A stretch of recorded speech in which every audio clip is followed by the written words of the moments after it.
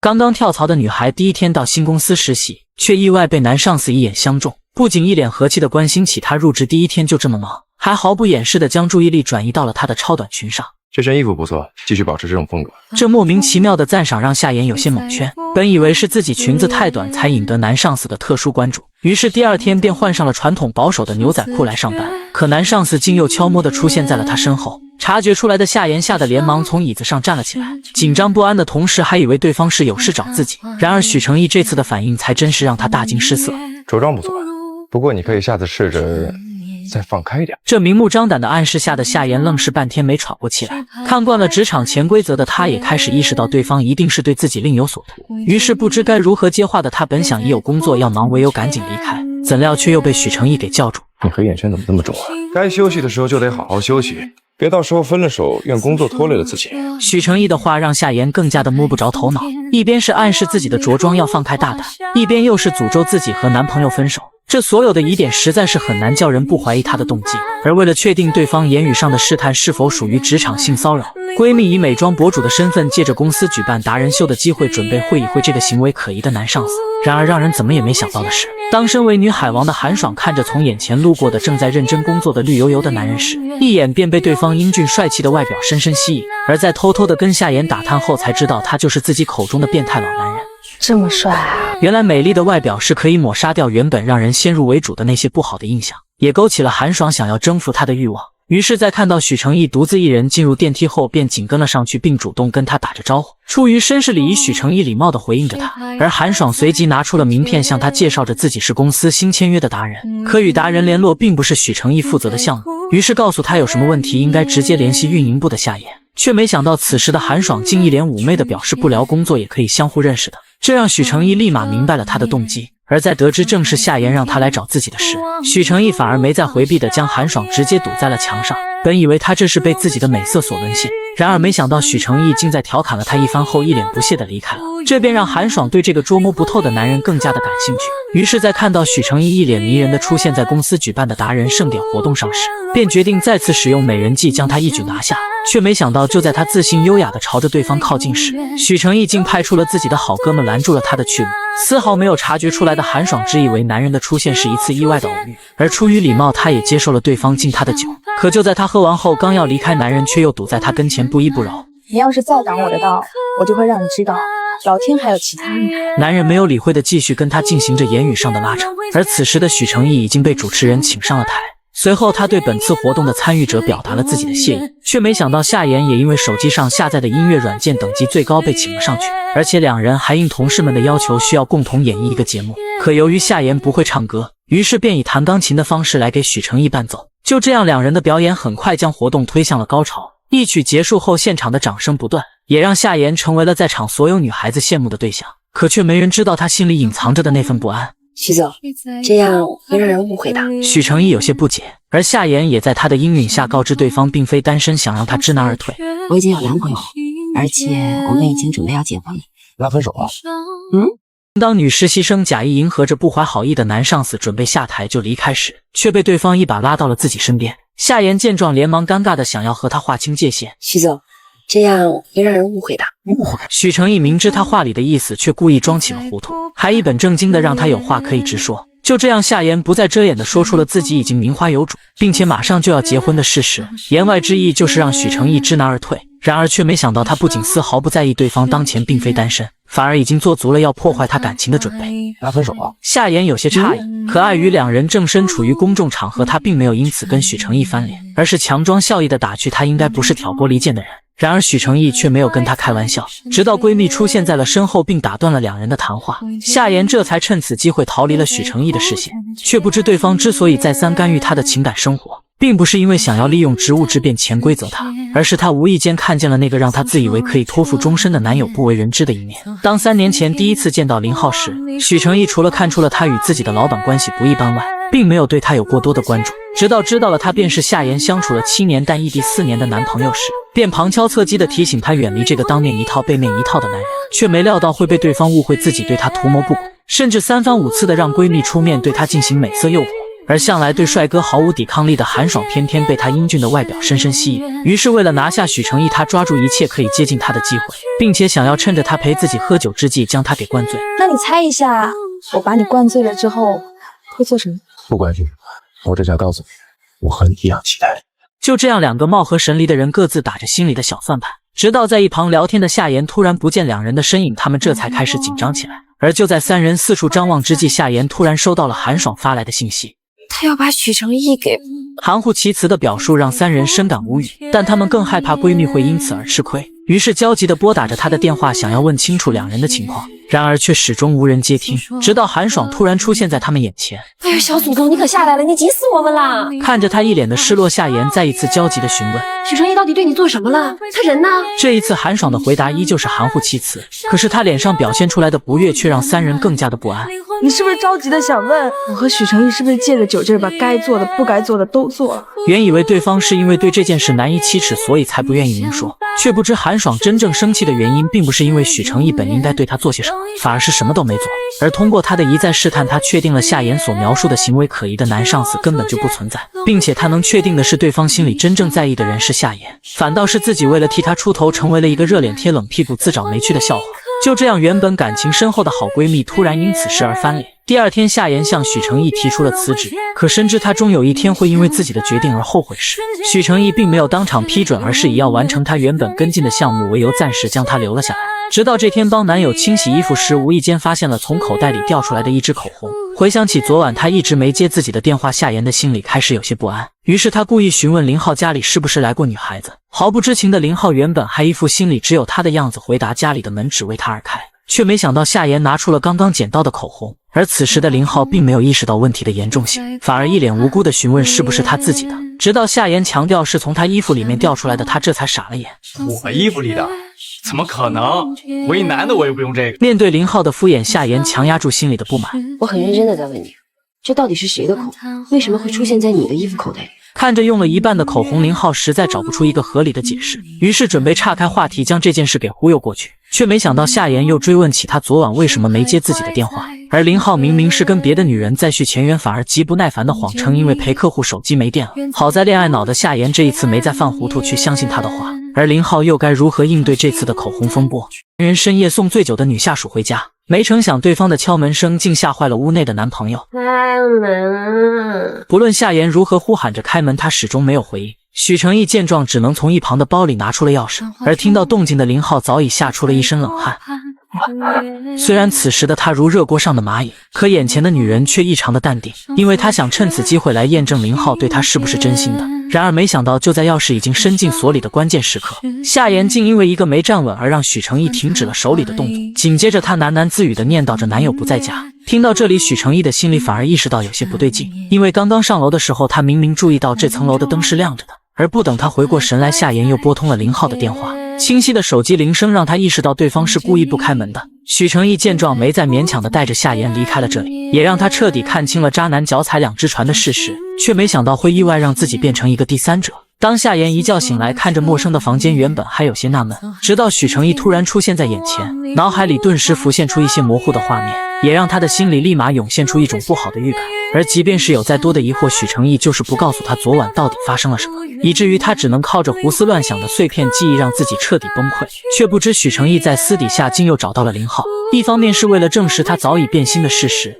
另一方面是奉劝林浩主动向夏言坦白。可是没想到会被对方倒打一耙，污蔑他对夏言图谋不轨。许成义瞬间明白了，他昨晚是看见自己了，于是为了让他和夏言能尽快做个了断，索性让他误会到底。那你知不知道我后来带夏言去哪儿了？听到这里，林浩的脸立马绿了，但同时也为自己找到了一个可以理直气壮和夏言分手的理由。周年庆那天晚上，听说你喝多了，你晚上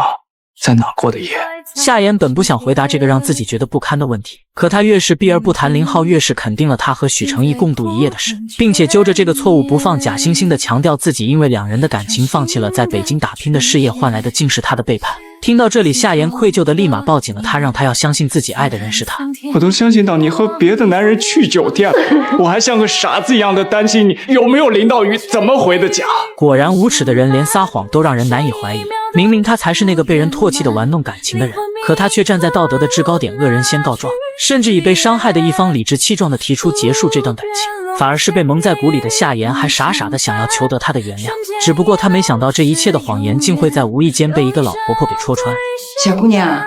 我记得这小伙子啊，前2天晚上带了个姑娘回来，不是你吧？听到这里，夏言的脑袋顿时一片空白，原来自己的直觉并没有错。可此时的他又有什么理由去责怪那个自己爱了7年的人？回想起曾经两人在一起时的点点滴滴，伤心的泪水不禁夺眶而出，所有的委屈也只能藏于心底。直到闺蜜在朋友圈里看到了林浩和那个女人外出旅游的照片，并且知晓了几年前两人在北京就一直出双入对时，才意识到在这段感情中林浩早已偏离了轨道。而面对如今夏言也犯了同样的错误，就算是互不相欠了，却不知这一切都是因为许成义的故意不解释才造成的。虽然善意的误解让夏言因此远离了渣男，可却也因此差点让他失去了生命中最重要的人。不是我主动勾引他的，是我主动的，你们没意了。夏言万万没想到，刚刚经历男友劈腿的她还没从失恋的伤痛中缓过神来，如今却又遭到了父亲的一阵训斥和毒打，只因父亲误会她为了升职不仅放弃了7年的感情，还勾引自己的男上司，让为人师表的他觉得颜面尽失，却不知这一切都是林浩为了掩盖自己劈腿在先推卸责任的说辞。当老两口满心欢喜的从老家特意过来跟夏言商量结婚的事情时，他并没有当即告诉他们自己已经和林浩分手的事。可好巧不巧，一家人在外面吃饭的时候，父亲去洗手间回来的途中，无意间看见了林浩和一个女人正举止亲密的有说有笑，这让他对两人的关系立马产生了怀疑，随即上前和他打着招呼，并开始询问这个女人是谁。而不等林浩从突然看见准岳父的惊恐中回过神来，郝杰便主动承认：“我是他女朋友啊，您有事儿吗？”听到这里，老爷子更加诧异了，原本还好心的提醒郝杰可能是上当受骗了，直到林浩亲口承认了他们是恋人的关系，老爷子这才开始担心起了自己的女儿。她是你女朋友，那我女儿是什么？原来夏言之前和老两口说的是过来见亲家，如今林浩却当着他的面承认两人已经分手了，这让老爷子认定了一定是林浩瞒着夏言脚踩2只船了。于是为了弄清楚3人的关系，他硬拉着林浩要去跟夏言当面对质。来吧，有什么话说清楚吧。面对父亲的质问以及在场的林浩，夏言知道已经瞒不下去了，也只能承认他们分手的事实。可两人交往了7年，说分手就分手，父亲认定了是郝杰插足了两人的感情，抓起林浩的衣领就要为女儿讨个说法。哪知一旁的郝杰又开始添油加醋：“叔阿姨，你们不用这么激动，您也不用一直抓着这个不放，反正你们很快就会有新女婿了。”父亲听完恼羞成怒地认为对方是在污蔑夏言的清白。这怎么是污蔑呢？到底为什么分手？你为什么不问夏言？谁也不问，我就问你。眼看着父亲不问出个原因来不会罢休，加上醉酒后酒店那晚的事，夏言只能将责任揽到了自己身上。爸，是我不喜欢他了。父亲听完这才停止了手里的动作，可草草的几个字又怎能轻易将他给敷衍过去？因为7年来女儿对这段感情的付出他看在眼里，反倒是林浩当初为了1万块钱的工资就离开了他，选择了异地。而最关键的是，面对他们提出的疑问，夏言总是遮遮掩掩，这让他觉得郝杰说的新女婿并不是空穴来风。于是为了弄清楚真相，隔天他又偷偷找到了林浩。他先是为昨天的冲动向他道歉，随后又将话题转移到了两人分手的原因上。而虚情假意的林浩又怎会承认是自己出轨在先？他毫不犹豫地说出了夏言一直不愿意说出来的那个人，以至于自以为得知真相的夏雪里回到家后便开始对夏言兴师问罪。你跟你们公司那个姓许的副总是怎么回事？夏言一听顿时明白父亲是去找了林浩，本就百口莫辩的他没有为自己辩解，更没有说出林浩早已出轨的事实。可越是这样，越让父亲认定了他和许成义之间不正当的上下级关系。而正在赌气的夏言也承认了是自己主动勾引，这让从教多年的父亲一时间觉得颜面扫地，一怒之下狠狠地给了夏言一记耳光。好在一旁的母亲及时阻止，才让他停止了对他的责骂。可面对这样的事情，毕竟是自己的女儿吃亏，于是为了出这口气，他偷偷拿起了夏言的工牌找去了公司，却没想到许成义正好跟好兄弟讨论这件事。他说到了自己3年前就看见林浩和女上司搞到了一起，3年后得知真相时，原本对夏言有过一些旁敲侧击，可奈何他过于痴情，一直没明白他话里的意思，直到自己察觉出两人的感情出了问题，这才在周年庆时借酒消愁。而那晚林浩明明在家却不敢开门，以至于最后只能送夏言去了酒店，但自己和夏言之间什么事都没有。而他之所以不解释，是想借此机会让他彻底远离渣男。就这样站在门外听到真相的老爷子因为急火攻心倒在地上，而听到动静的两人这才跑了出去。这谁啊？夏言。刚遭遇男友劈腿的女孩第一次送醉酒的男上司回家，却没想到对方一进门就靠着柜子睡着了。这让本就有些手足无措的夏言顿时松了一口气，于是想要趁此机会悄无声息的赶紧离开，怎料许成义竟一个转身将他按在了墙上。你要干什么？我不许你走。夏言的心瞬间提到了嗓子眼，只因上次酒后断片的阴影还让他心有余悸，紧张到屏住呼吸的同时猜测着他话里的意思，直到对方表明了自己的本意并非是想对他图谋不轨，而是一心想劝阻他不要离开公司，夏言这才稍微放松了警惕。可让他怎么也没想到的是，就在许成义坐在凳子上彻底的睡着了后，他又无意间发现了柜子上摆放着的一条似曾相识的手链。这个不是我丢的手链吗？夏言万万没想到3年前丢失的手链竟会出现在许成义的家里，这让他对眼前这个处处护着自己的男人更加的捉摸不透。原本他还因为醉酒那晚的事一直对他避而不见，直到父亲意外晕倒被送进了手术室，才在医院再次遇见了他。而在得知父亲晕倒的原因是因为听到了他和好兄弟的对话，才终于清楚了酒店那晚其实两人什么事都没有发生过。可他又为何要编造一个无聊的谎言来戏弄自己？不仅让渣男站在道德的制高点谴责他，还让父亲因此生命垂危。直到许成义向他坦白了曾经的他也遭遇过女友的背叛，并且觉得如果当时有个人能提前告诉他真相，心里应该会好受一些。夏言这才明白了他也是一片好意，才没再追究父亲因他而住院的事。可为了让自己不再受委屈，父母要求他一同回老家发展。考虑到父亲的身体状况，夏言这一次没有拒绝。然而许成义却深知这并不是他的本意，于是为了让他留下来，再一次找到了他。而两人的谈话也被在阳台上偷听的父亲听得一清二楚。他这才明白女儿真正想要的幸福并不是图个安稳，于是没再勉强的让夏言遵从自己的本心就好。就这样，夏言最终选择了留下，而他也很快重新回到了公司。许成义不仅接受了他为两人制定的约法3章的君子协定，还将公司最重要的闺蜜星球项目交给了他负责，更是亲自出面帮他应对对这款软件感兴趣的投资商。而就在老板们为了活跃气氛，想要夏言陪大家多喝几杯时，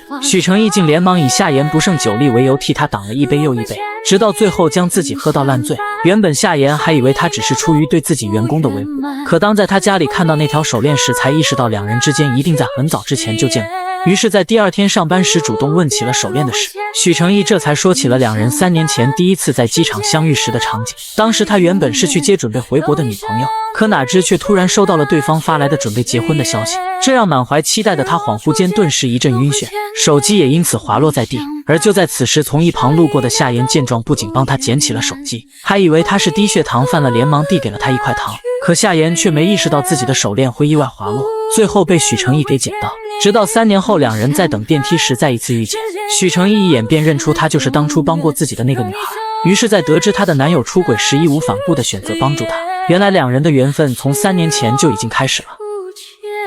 男人正心急如焚地赶着去见受了委屈的女下属，却意外收到了一条让他差点丢掉性命的短信。陈毅，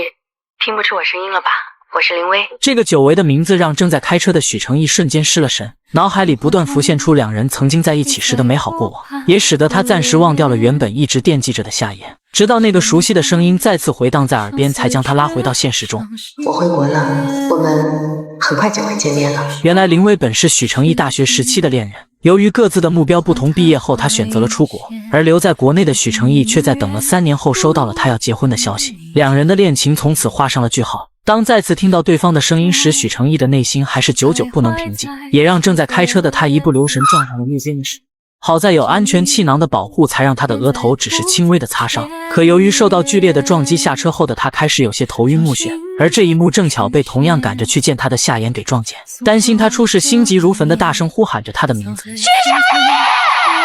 熟悉的声音终于让许成义缓过神来，而看着那个让他坐立不安的人就在眼前，随即不管不顾地朝着天桥跑去。原来当远在国外出差的许成义收到了夏言被人诬陷报假账要被公司调查的消息时，便着急地打电话给他的直属上司了解情况。本以为对方会和自己一样相信夏言的为人，可哪知薛宁非但没有出面帮他辩解，反而以自己是他的直属上司为由，故意回避，任由着调查科对夏言进行盘查，甚至为了公司的利益以及许成义的声誉，逼迫他立马签署离职协议。殊不知真正陷害夏言的人正是薛宁，而他之所以这么做，是因为早就对许成义暗生爱慕之情，一直以来两人在工作上都配合得十分默契。可是夏言的出现却让他和许成义在一起的机会越来越少，于是视他为情敌的薛宁便想着法的想将他赶出公司，却没料到尽管许成义不在身边，但还是放低姿态拜托了他的死对头，在关键时刻帮到夏言查清了真相。而薛宁最终搬起石头砸了自己的脚，主动离开了公司，夏言也因此留了下来。当电话里的许成义告诉他自己已经在去公司的路上时，便急不可待地跑了出去，也意外看见了他撞车的一幕。然而好在此时的他并没有大碍，反而是经历了调查的夏言在见到许成义的那一刻起，心里所有的委屈以及担心的泪水便一涌而出。看着他伤心的模样，许成义没再掩饰了，表达了自己对他的心意。而互生情愫的两人也在此刻确定了恋爱关系，更是让许成义暂时忘掉了林薇要回国的事。可主动想见你的人不会因为你没有回应便不出现，就像当初他没有任何痕迹的宣布结婚的消息一样。第二天，一个陌生的女人突然来到了公司，而此时的许成义正因为即将上线的软件出现了漏洞，焦头烂额。没想到抬眼的一瞬间，一个熟悉的面孔让他顿时愣了神。人正因为公司即将上线的软件出现了漏洞而焦头烂额，一名陌生的女子却大摇大摆地走进了办公室，刺耳的脚步声随即打断了正在沉思中的许成义，也让他被眼前这个熟悉的面孔给震惊到了。然而不等他回过神来，女人已经来到了他跟前。许总，尽管林薇白天就提前告诉过他自己已经回国的消息，可此时的许成义却还没有做好要见他的准备，更没想到他会这么心急地找来了公司。好久不见。很显然，林薇是为这次的见面做足了准备。相反，许成义看上去却显得有些措手不及，殊不知对方在不知不觉中已经成为了他的下属。董事长邀请我加入 SG， 担任运营部总监。得知林薇是为了公事而来，许成义这才松了一口气，也突然想起找漏洞本是他的强项，于是主动邀请他加入到他们的队伍中来。林薇听完自然是乐意之至，在许成义简单的说明了问题所在后，两人很快投入到了工作当中，全然没有察觉出一直站在一旁正盯着他们的夏言。而两人看上去很默契的样子也让艾米很是好奇，这人谁呀？跟他一样，夏言也想知道这个答案，直到突然想起来在许成义家里看到过他的照片，他这才恍然大悟，同时也在心底莫名的产生了一丝危机感。可眼下并不是考虑个人感情的时候，于是决定和艾米一起去给大家准备些宵夜，好让大伙不用饿着肚子在这儿加班。却没想到，当他热情地招呼着大家先吃点东西时，完全沉浸在忘我的工作中的他们却依旧没有注意到夏言的存在。而不想打扰他们的夏言见状，只能放下手里的宵夜，然后默默地站到了一旁，心想着紧急关头或许会有用得着他的地方。却没想到回头的一瞬间，发现许成义似乎有些不舒服，可能是因为白天的车祸受到了撞击，再加上长时间的加班让他的身体感到不适。意识到这一点的夏言本想着去拿个冰袋好让他缓解一下疼痛，却被艾米告知新来的总监已经给他准备了。听到这里，夏言的心里顿时一紧，而当他再次来到技术部时，便看见许成义的手上果然正拿着一个冰袋。原来林薇不仅在工作上和许成义配合的默契，生活上也可以对他做到无微不至，从这一点便能看出两人曾经的感情一定很好。这让夏言这个刚刚确定关系的正牌女友心里隐隐有些不安，却不知林薇突然出现在他们身边会有更大的阴谋。只不过眼下他要做的就是让两人对他放松警惕。果不其然，有了他的帮助，漏洞问题很快得到了解决，也让松了一口气的许成义终于注意到了站在不远处的夏言，随即放下手里的冰袋来到了他身边。在得知两人一直陪他们到现在后，连忙叫人拿走了手里端着的咖啡，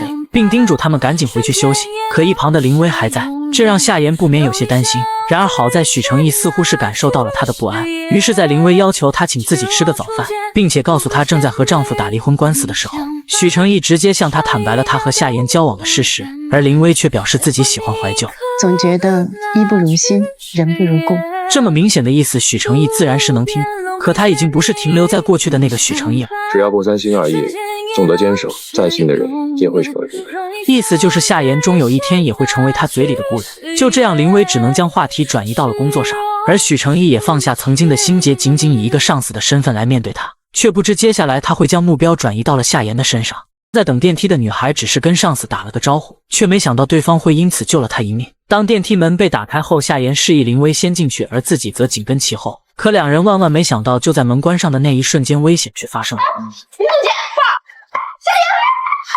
紧急关头，林薇先是慌乱地按下了所有楼层的按钮，好让电梯停下来。随后为了防止夏言在短时间内窒息，连忙抠住了脖子上的带子。紧接着他用尽全身的力气拼命地往外拉扯，直到带子被拉开后，自己也被重重地撞在了电梯上。夏言这才脱离了危险，但还是被刚刚惊险的一幕吓得不轻。然而好在两人最终都只是轻微的擦伤，而林薇奋不顾身的样子也让夏言对这个新来的上司心生感激。可他不知道的是，这对林薇而言也是他为了达到目的好让自己放松警惕的机会。但仅仅是这样还远远不够，因为他需要对他毫无戒备心的关键的人物还是许成义。当公司被黑客攻击，遭遇用户信息泄露，准备召开发布会安抚广大用户时，堵在半路的记者突然挡住了他们的去路。许成义本想让大伙稍安勿躁，却被其中一名不怀好意的人故意拿着手电筒刺激他的眼睛。一旁的林薇见状顿时怒了，你干什么呢？谁让你扯着头叫他的？我去你的！一时间现场一片混乱，而眼看着林薇躺在地上疼痛难耐，许成义连忙抱起她，火速的赶去了医院。夏言见状，也在简单的交代了几句后紧跟了过去。看着许成义忐忑不安的样子，他虽然有些不解，但还是耐心的安慰：“只是撞了一下，应该没那么严重，你别太担心了。”你不知道。夏言没想到许成义的反应会如此强烈，可对方毕竟是为了维护他才受的伤，所以也不好在这样的情况下有所抱怨。而反应过来的许成义也意识到自己的行为有些不妥，于是连忙跟夏言道歉，并解释自己会如此着急的原因。原来林薇上大学的时候，由于长时间待在机房，导致腰椎严重受损，再加上有一次为了背自己去医院，使得伤势加重，险些瘫痪，所以此时的许成义才会显得格外的紧张。夏言这才知道曾经的林薇为他付出过那么多，随即没再多想的陪着许成义等在了外面。好在经过检查并没有伤到骨头，但也需要好好休息，可公司还有很多事情等着处理，于是林薇坚持要出院，却被许成义给制止。而两人相互替彼此着想的对话，像极了一对真情侣。这让一旁的夏言心里多少有些不是滋味，于是主动提出留下来照顾林薇，但很快就遭到了拒绝，因为运营部同样也有一场硬仗要打。听到这里，两人也没再强求，但是在离开时，夏言还是交代他有事情就给他打电话，言外之意是不用麻烦许成义。林薇自然明白他的用意，可夏言却不知他真正想要夺走的根本就不是许成义这个人。而就在两人转身离开病房后，他又在背地里开始着自己下一步的计划，还孤身一人冒险来帮男友寻找入侵公司的黑客，却在锁定目标后准备偷听屋里人谈话时，被突然出来的男人吓了一大跳。干嘛呢你？我找大表姐，大表姐。找错了，走开！说完，男人拉着行李就离开了。天真的夏言还以为这样随便一糊弄自己就能相安无事，于是想要趁着四下无人之际先留下一些证据。怎料刚举起手机，却又被出门上厕所回来的同伙撞了个正着。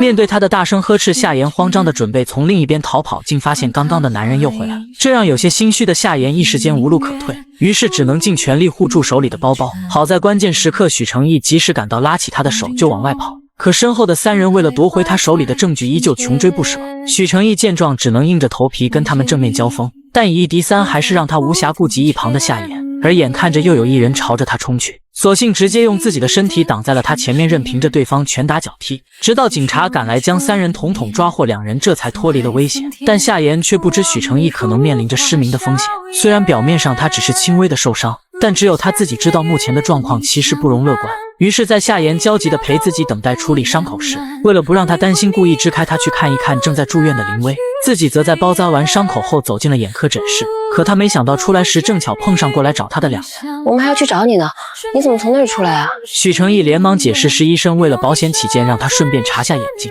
随后又一脸轻松地表示没什么事，很快将夏言给糊弄了过去。但林薇却看出了端倪，因为他清楚地知道许成义的眼睛曾经受过一次伤，所以为了了解到真实的状况，他私底下从医生那里打听了他的病情。在得知有可能会失明时，本想劝他立马出国接受治疗，可许成义却不想在这个关键时刻离开。一方面是为了不让夏言为此而担心自责，另一方面则是手头上正让他放心不下的一项最新算法。殊不知让他放心不下的也正是林薇处心积虑想要得到的，而眼看着不能说服他离开，便只能开始他的下一步计划。这天本是闺蜜韩爽的婚礼，就在所有人都沉浸在婚礼的喜悦中时，音乐突然停了下来。